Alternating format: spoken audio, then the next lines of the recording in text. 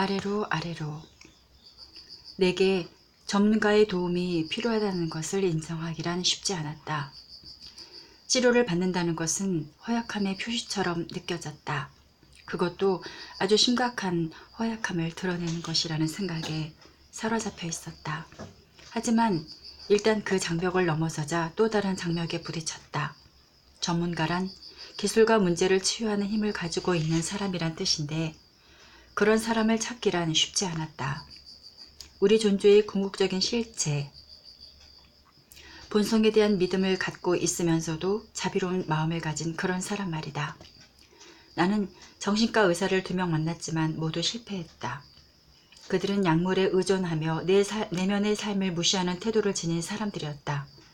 내 우울증이 그토록 심하지만 않았더라면 그들에 대한 적개심 때문이라도 금방 회복될 만큼 그들의 태도는 나를 화나게 했다.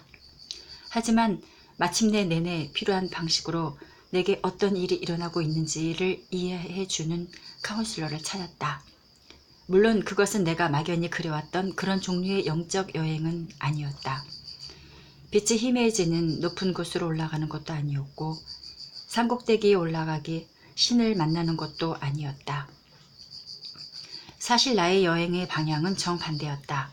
지옥 구덩이의 내부를 향해 가며 그곳에 있는 괴물과 차례차례 만나는 시기였다. 나의 치료사는 몇 시간 동안이나 내 얘기를 주의 깊게 듣고 난 뒤 내 인생의 회복을 도와줄 이미지를 하나 주었다. 그는 이렇게 말했다. 당신은 당신을 망가뜨리려는 적의 소나기로 보는 것 같군요. 그러지 말고 당신을 안전한 땅으로 내려서게 하려는 친구의 손길로 생각할 수 있겠어요? 우울증을 친구로 생각하라는 제안은 말도 안 되는 소리 같고 심지어 모욕적으로 느껴졌다. 하지만 내 안의 무언가는 알고 있었다. 아래로, 땅으로 내려서는 것이 완전함의 방향이라는 것을. 그리고 그 이미지를 받아들이자 나는 서서히 치유되기 시작했다.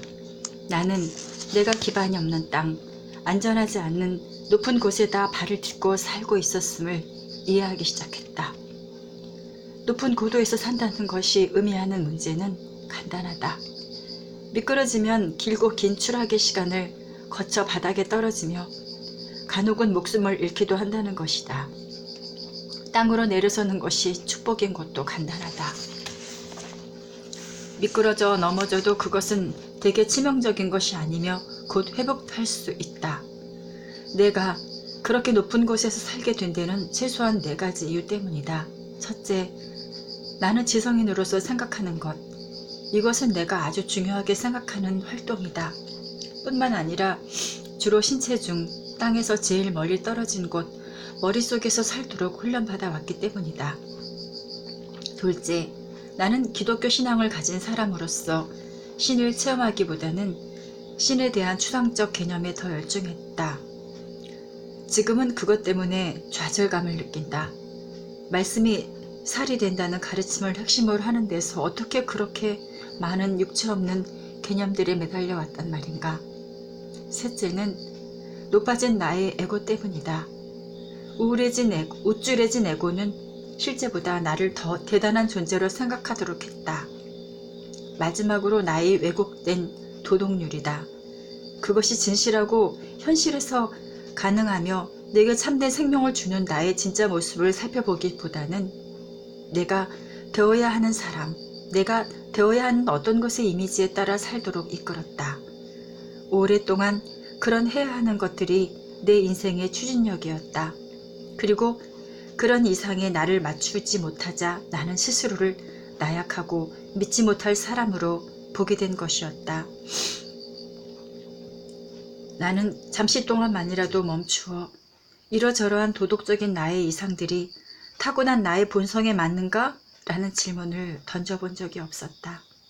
그 결과 내 인생의 중요한 부분들이 내 것이 아니었고 그래서 실패할 수밖에 없는 운명이었다. 우리는 함께 살 때 영혼의 고독을 존중해야 한다. 남을 도울 때 흔히 범하는 무의식적인 폭력은 피하고 그 신비를 손상시키지 않으면서 다른 사람을 돕는 법을 배워야 한다. 우울증은 나를 안전한 땅, 한계와 재능, 약점과 강점, 어둠과 빛이 복잡하게 뒤섞여 있는 나의 진실, 나의 본성의 땅 위로 내려서게 하는 친구의 손이었다. 상상해보라.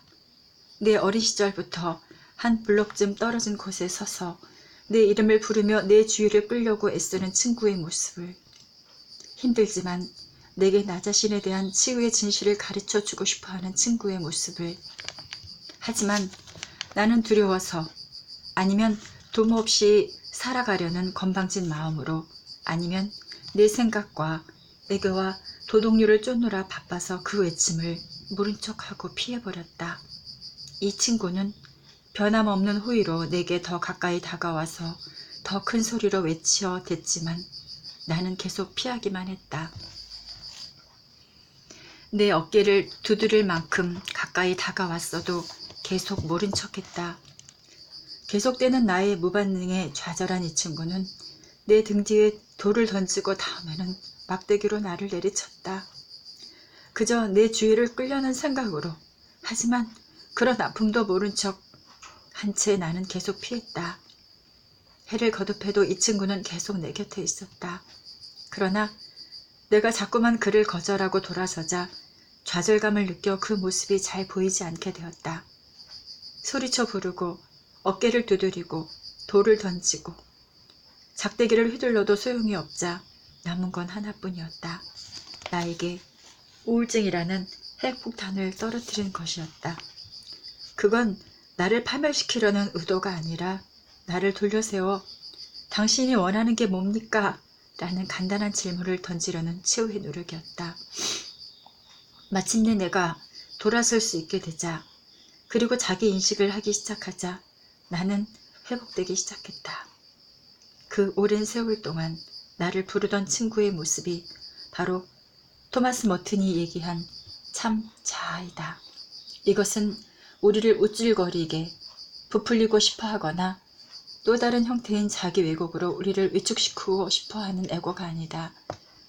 현실에서 멀리 떨어져 허공을 떠돌고 싶어하는 지성도 아니며 추상적인 규범에 따라 살기를 바라는 도덕적 자아도 아니다. 그것은 신이 당신의 형상을 따라 인간을 창조할 때 우리 안에 심어놓은 바로 그 자아이다. 그 자아는 우리에게 더도 덜도 원하는 것이 없다. 우리가 타고난 그대로 살아가기를 바란다. 참 자아는 참된 친구이다. 그 우정을 무시하고 거부하는 것은 위험을 자초하는 일일 뿐이다.